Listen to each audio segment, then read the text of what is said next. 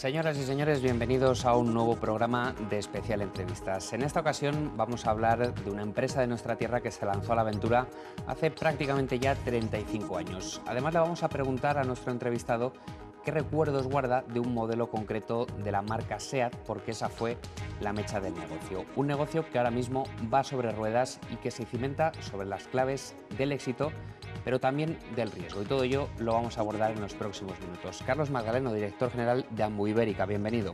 Muchas gracias. Bien, gracias por darme esta posibilidad de estar con vosotros. Y lo vamos a analizar en los próximos minutos. Además, Carlos, la historia de una empresa que nació en el año 1980. Les decíamos a nuestros espectadores hace un instante que vamos a hablar de un modelo de la marca SEAT, un SEAT 132, porque esa fue la mecha, el inicio de ese negocio.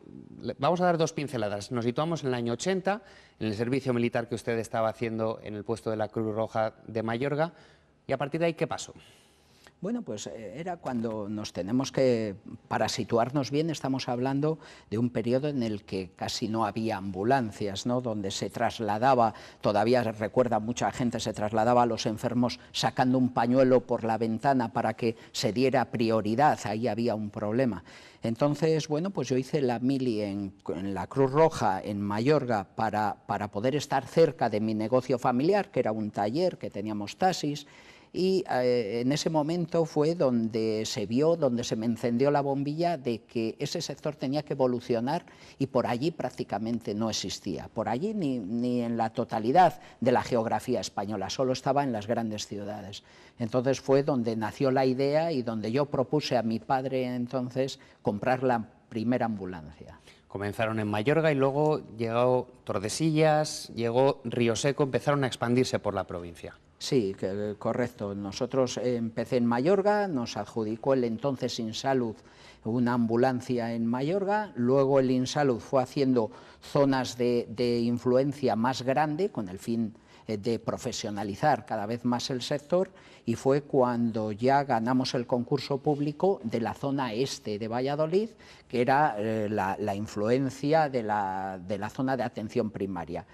Tordesillas, Medina de Río Seco, Mayorga, Villalón, toda esa zona fue la primera adjudicación en la que tuvimos que contratar conductores de fuera, que ya no lo podíamos asumir desde la familia, sino que contratamos los primeros conductores como trabajadores externos. Quizá la historia de muchas empresas se pueda escribir sobre la línea primero de una idea, luego de una expansión por el territorio, pero claro, muchas veces la evolución o el desarrollo del negocio se queda ahí estancado. En cambio, en el caso concreto de lo que hoy es Ambu Ibérica, llegó un apartado que entiendo que llegó a ser crucial, que fueron las alianzas. ¿Cómo surgieron las alianzas? ¿Por qué pensó que eran importantes en ese momento?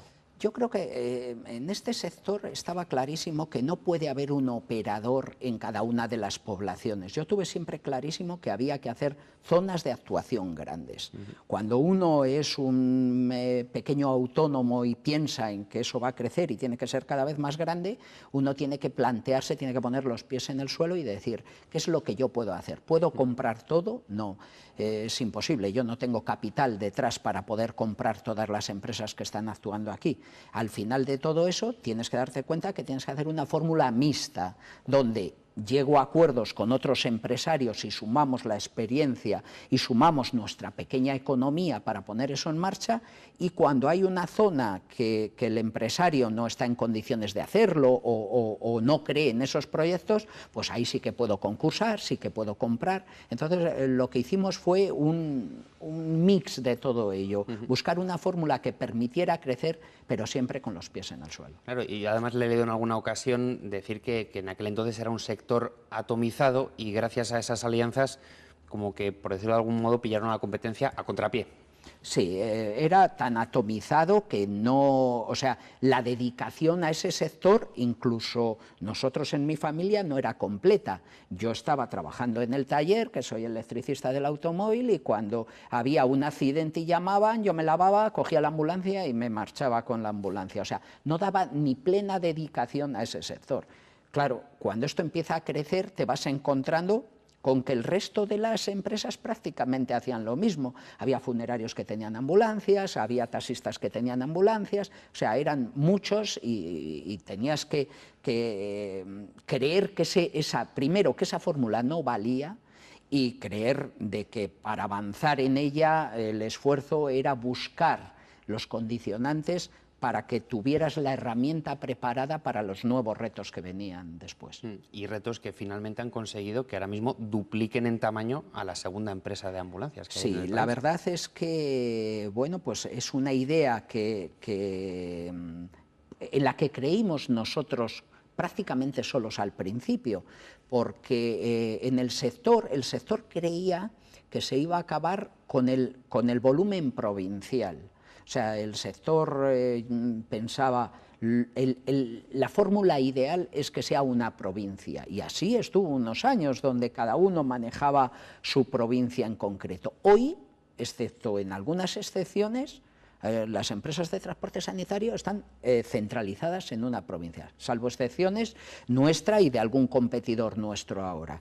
Pero el romper, el decir, soy capaz de trabajar en diferentes provincias de la geografía, en principio de la misma comunidad autónoma, era un reto que todavía no se veía. O sea, hoy todavía seguimos siendo un sector atomizado, aunque lógicamente ya hay algunos operadores que tenemos un volumen ya más importante. ¿Cómo se ha conseguido romper esa mentalidad que existía de en cada provincia operaba una empresa? Porque entiendo que ha sido un proceso laborioso, incluso largo. Yo creo que al final las administraciones, cuando sacan los concursos públicos, buscan la profesionalización del sector. Tenemos que buscar las sinergias que nos ofrecen posibilidades, que nos ofrecen valor añadido, la economía de escala. Yo, evidentemente, si compro 300 ambulancias al año, no puedo conseguir los mismos precios que cuando yo compraba una cada 3 años, ¿no? Entonces, todo eso ha hecho que se pueda ser más competitivo, que tu equipo directivo sea tremendamente profesional y además tenga experiencias y visiones de diferentes zonas que lo que te hacen tener es una perspectiva mucho mayor.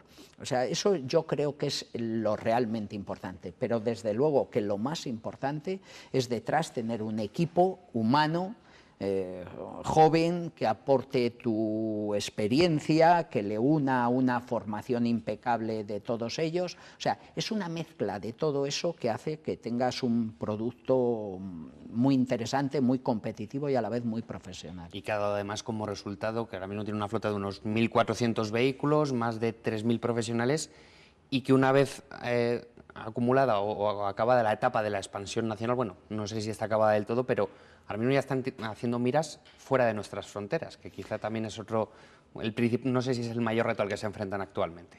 Pues sí, vamos, aquí en lo que es en España nunca se ha acabado, porque periódicamente tienes que concursar, habrá que unas zonas se ganan, otras podrán perder, pero en cualquier caso lo que está claro es que en España el modelo tiene ya pocos avances en cuanto a desarrollo hay, porque yo siempre digo que tenemos el mejor modelo sanitario del mundo. Habrá gente que me lo pueda cuestionar, pero yo digo que tenemos el mejor modelo sanitario del mundo y tenemos el mejor transporte sanitario del mundo. Otro problema luego es que podamos pagarlo, pero lo cierto es que hoy es así y para nosotros es incuestionable. Y nos encontramos en que fuera de nuestras fronteras, fundamentalmente, digo fundamentalmente nosotros en América, excepto en Estados Unidos, en el resto de América, están desarrollando a pasos agigantados unos modelos sanitarios en los cuales el transporte sanitario prácticamente no existe.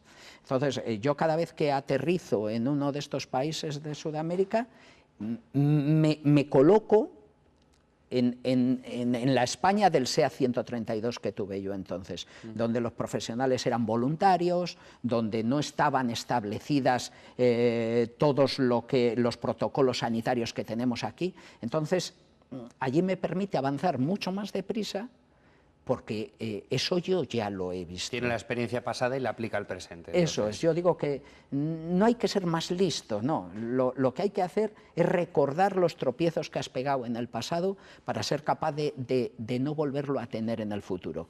Y cuando uno se posa allí, lo que empieza a ver son los baches que uno ha tenido durante tantos años, con la ventaja de que esos baches, al haberlos tenido, ya sabes cómo saltarlos. Es decir, que las operaciones que ha hecho Ambuibérica ahora mismo en Brasil, comprando una empresa, Medsalva, adjudicándose el transporte sanitario en el área metropolitana de la capital de Perú, Lima, y las operaciones que va a hacer próximamente, digamos como que ha tenido, digamos, un parangón con lo que teníamos aquí hace unos años, pero digamos, ¿tan atrasada está realmente, entre comillas, esas sociedades?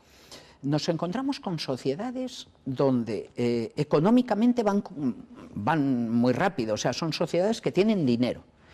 Pero nos encontramos, lo complicado de nuestro sector, de todo el sistema sanitario, es que es un eslabón que tiene que ir todo unido. O sea, no puede ser que llegue, nosotros estamos en la ciudad más grande en la que trabajamos, en Sao Paulo, en Brasil, con 14 millones de habitantes, y no puede ser que llegue y diga, como tengo dinero, pongo 500 ambulancias a trabajar y con eso tengo el problema resuelto. No, tiene que haber 500 ambulancias trabajando y tiene que haber unos hospitales que sean capaces de absorber todos esos pacientes que yo voy a llevar. Porque ¿qué va a pasar si pongo de repente 500 ambulancias y los hospitales no son capaces de absorber todo eso? La cadena se rompe. Que se va a romper la cadena y al día siguiente van a estar las ambulancias paradas alrededor del hospital porque no somos capaces de hacer una transferencia del paciente al hospital. O sea, tiene una complejidad tremenda porque tiene que empezar en primaria, tiene que empezar en la calle y tiene que acabar en cómo solucionamos los problemas en el hospital. Y nos encontramos con que los heridos en la calle se producen como en todo el mundo, porque hay accidentes, porque hay infartos, porque hay... y unos hospitales que son pocos y están colapsados. Decimos, tan retrasado está. Pues es una situación, no tenemos que decir que listos somos nosotros, que yo, que no soy relativamente mayor, lo he vivido. O sea que no tenemos que decir qué mal están allí, sino que ellos tienen que andar un camino que recientemente hemos andado nosotros. Además de eso, entiendo, de formar a los profesionales también.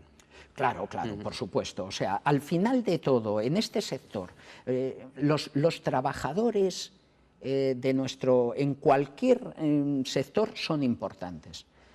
Pues en transporte sanitario, de cada 10 euros que entren en nuestra casa, 7,5,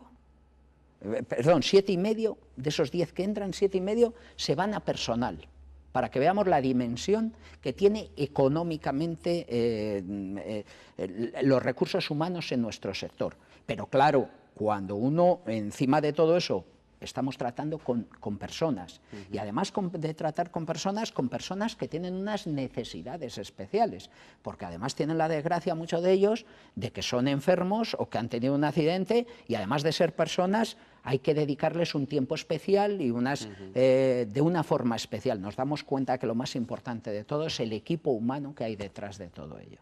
Y después de América, señor Madaleno, yo no sé si en la diana de Ambuibérica está Europa. Entiendo que puede haber planes. ¿Cómo está ahora mismo la situación? Porque se había hablado de Italia, Portugal, Francia, con un modelo diferente al que tienen en América. ¿Cómo va eso? Sí, yo fundamentalmente he viajado, he conocido un poco el sistema sanitario. Está mucho más desarrollado. Europa tiene varias velocidades, no nos vayamos a pensar que esto es todo igual. Los países del este tienen situaciones todavía muy... Pero bueno, también países como Italia nos encontramos con que el transporte sanitario le queda muchísimo que desarrollar. Estamos hablando de Italia, no estamos hablando de cualquier cosa. Hay diferentes situaciones, no es como en América donde la situación es más homogénea. Portugal, estuvimos a puntito de cerrar una operación de compra en Portugal, pero la entrada de la crisis en Portugal hizo que la administración recortara brutalmente las asignaciones y al final no lo podíamos hacer porque era prácticamente imposible acometerlo. Pero faltaron 10 días para tener una empresa en Lisboa. Bueno, aún así los retos siguen estando pendientes en Europa, entonces. Sí, siguen estando, por supuesto que sí. Es más, incluso ahora en Italia estamos haciendo algunas cositas, pero ya digo, la oportunidad, como al final cuando uno llega aquí dice, ¿dónde es donde más queda por hacer? Pues nos encontramos en América, que además tenemos otras facilidades adicionales, ¿no? Porque al final el idioma es muy importante para nosotros, porque hay cuestiones que podemos hacer conjuntas desde la sede central y cuando el idioma es el mismo es más fácil. O sea, América tiene unos condicionantes que hacen que sea más atractivo, por lo menos que yo lo considere. Pero bueno, no quiero ir a mercados mucho más numerosos como puede ser India, donde queda todo por hacer también, pero bueno, ahí la distancia, el idioma son otros baches, otras trabas que hace que lo veamos con un poco más de paciencia, ¿no? Aún así, señor Madaleno, los resultados con todas estas tareas de expansión, con el trabajo en el territorio nacional, 2013, 100 millones de euros de facturación. Prevén llegar en este 2014, que en todo el contexto en el que estamos, unos 200 millones de euros. Es decir, duplicar facturación en un año. Caramba, que en los tiempos que corren se agradece escuchar cifras así. Sí, de todas formas hay que reconocer que nosotros desde el principio, nosotros somos una compañía que se está dedicando a desarrollarse y a crecer. Ambuibérica no ha repartido beneficios nunca. O sea, lo que quiero decir es que todo lo que genera Ambuibérica nuevamente se vuelve a meter en Ambuibérica porque creemos que es necesario. O sea, no es decir, al final, ¿no?, lo que dice el que ordeña a la vaca se lleva la leche, pero la vaca queda más delgadita. No, no. Nosotros aquí lo que estamos haciendo es engordar esta vaca porque creemos que tenemos que desarrollar todavía muchísimo. En investigación y desarrollo y en innovación tenemos que hacer un esfuerzo importante. Yo creo que nos queda muchísimo todavía en temas de seguridad de los pacientes que llevamos, en la transmisión de datos de los coches, en la transmisión de la historia clínica del paciente. Tenemos cantidad de cosas que hacer y creemos todavía que nos queda muchísimo tiempo por delante para poder ordeñar esta vaca, pero ya digo, hemos crecido muchísimo, pensamos crecer más, pero siempre invirtiendo todo lo que sacamos y poniendo dinero para comprar nuevas empresas. Entonces así siempre es más fácil crecer que cuando pretendes sacarlo y además crecer. Además, nos hablaba antes de esa inversión que se hace en personal, esos 7,5 € por cada 10 que se facturan en la empresa. También es importante reseñar el dato de la antigüedad de las ambulancias, que creo que es una media de 2 años, es decir, son ambulancias perfectamente equipadas. Hace pocas semanas, pocos meses, nos han presentado unidades bariátricas que no existían para personas excesivamente obesas, en fin. ¿Qué inversiones se están haciendo desde Ambuibérica para poder mantener a punto toda la maquinaria, las ambulancias? Nosotros consideramos que a nosotros lo más caro que nos sale es que la unidad se pare. O sea, si la unidad se pare, la tenemos que sustituir, nos genera problemas siempre. Entonces nosotros lo que somos conscientes es de que tenemos que tener unidades que den calidad y que a la vez no nos generen estas situaciones de cambios de vehículo, porque seguro que los telespectadores dicen, tampoco cuesta tanto trabajo cambiar un vehículo, pero hay que tener en cuenta las condiciones del vehículo. Para que un médico cambie un vehículo por otro, tiene que comprobar que todos los medicamentos y que todos los equipos funcionan. La transferencia de un vehículo a otro no es tan sencilla como decir, me bajo de este coche y me monto en esto. Hay que comprobar, son muchas horas de paralización. Entonces, hemos tenido muy claro que tenemos que tener una flota muy nueva. Ahora yo no sé si la media estará en 3 años, aproximadamente 2-3 años, pero que tenemos que tenerlo porque no nos podemos permitir otra cosa y porque además nuestras paralizaciones generan otros inconvenientes y en este caso muy graves con la salud de las personas. Los vehículos asistenciales, es importantísimo la corriente, porque todos los monitores, respiradores, aspiradores, todo es eléctrico. Entonces tenemos que tener la seguridad de que por lo menos hemos puesto todo lo humanamente posible para que no falle nada. Luego al final siempre hay cosas que fallan, pero desde luego que hemos tratado de que no sea así. Por eso es muy importante para nosotros que los equipos sean bastante nuevos. No obstante, los resultados están ahí. Es decir, hace poco ustedes pusieron en marcha digamos, una encuesta de satisfacción de los usuarios. Daban de nota media, creo que más de un 7, en algunos apartados incluso relativos a la seguridad, al transporte, más de un 8. Es decir, los usuarios al final con esas notas reflejan la calidad del servicio. ¿Para qué les ha servido esa encuesta de evaluación? A nosotros esas encuestas nos valen para saber qué es lo que tenemos que reforzar y dónde es donde fallamos. Y hay que tener en cuenta que además en las encuestas nosotros tenemos un inconveniente. Y es que cuando un paciente va... El paciente tiene una paciencia limitada y luego ya es un paciente impaciente, ¿no? Y nos encontramos con que el paciente va a una consulta, le lleva la ambulancia y en la consulta espera y a la prueba que tiene que hacer adicional espera y a los papeles del resultado espera y luego nos encontramos con que cuando va a hacer la salida de la consulta para casa ha esperado tantas veces que su paciencia se ha agotado. Y cuando llega el final, que dice, y ahora va a venir la ambulancia, y ahora tendré que esperar nuevamente la ambulancia. Claro, si no es urgente, hay que esperar. ¿Qué quiero decir con esto? Que tenemos el inconveniente, no es hacer ni mal ni bien las cosas, de que la paciencia es limitada y se ha consumido. Entonces, al final de todo, hay mucha gente que dice, y es que al final tuve que esperar a la ambulancia. Sí, se quedan con eso cuando a lo mejor el problema no viene eso, sino del proceso de atención médica. El problema viene no porque exista un problema, sino porque queremos hacer muchas cosas seguidas y eso, bueno, pues es bueno asistencialmente, pero tenemos que contar con que el paciente, si además de su dolencia le hacemos esperar, se cabrea.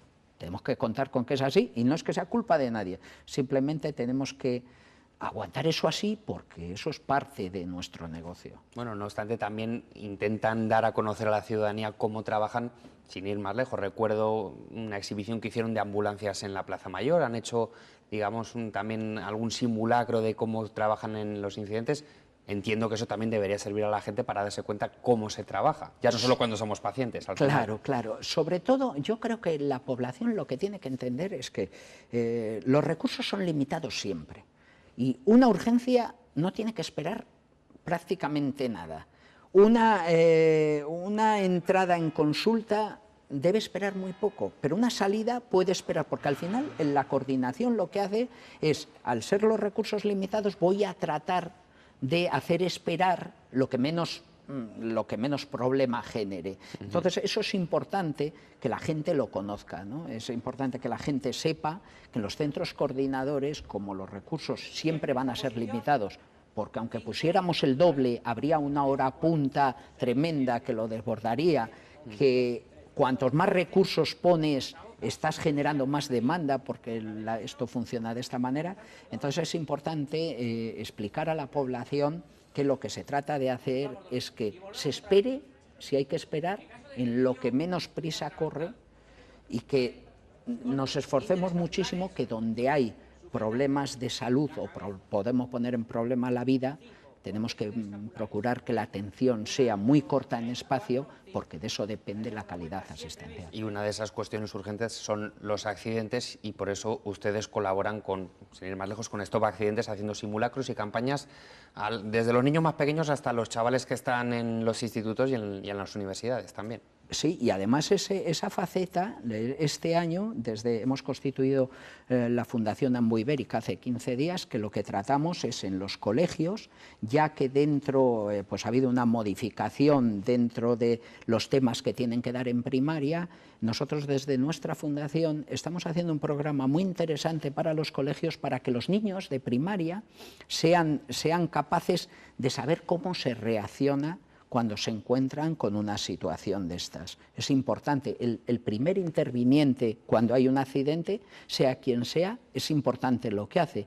Pues lo que tenemos que hacer es, lo que estamos haciendo desde la Fundación, es enseñar a los colegios, a los más pequeñitos, qué es lo que hay que hacer en este caso. A lo mejor de una llamada al 112 de un niño en el colegio, como le indica a su profesor, se puede salvar una vida, y eso sí que realmente es importante. Y al final de todo ese camino también están los reconocimientos. Ambu Ibérica ha sido reconocido con el premio Incorpora por tener en su plantilla personas en riesgo de exclusión, también el premio ejecutivo por la atención al cliente. En fin, entiendo que también son respaldos que ayudan a continuar. Por supuesto que sí.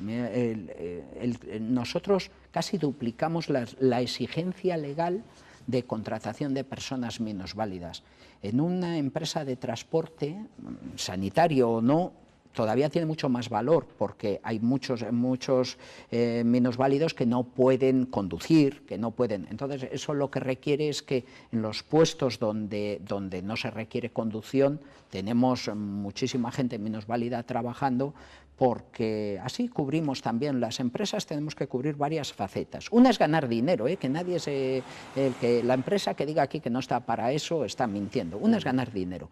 Pero en ese camino, tenemos otros objetivos, y yo creo que uno es dar a la sociedad lo que la sociedad al final nos da a nosotros, y lo tenemos que hacer, bueno, pues haciendo todas estas acciones que además nos resultan muy bien, porque tenemos cantidad de gente que tiene dificultades físicas y que están tan acostumbrados a luchar, que han hecho de la lucha su medio de vida, y te das cuenta en cómo son capaces de organizar las cosas por su pasado personal, y eso es bueno para el negocio también.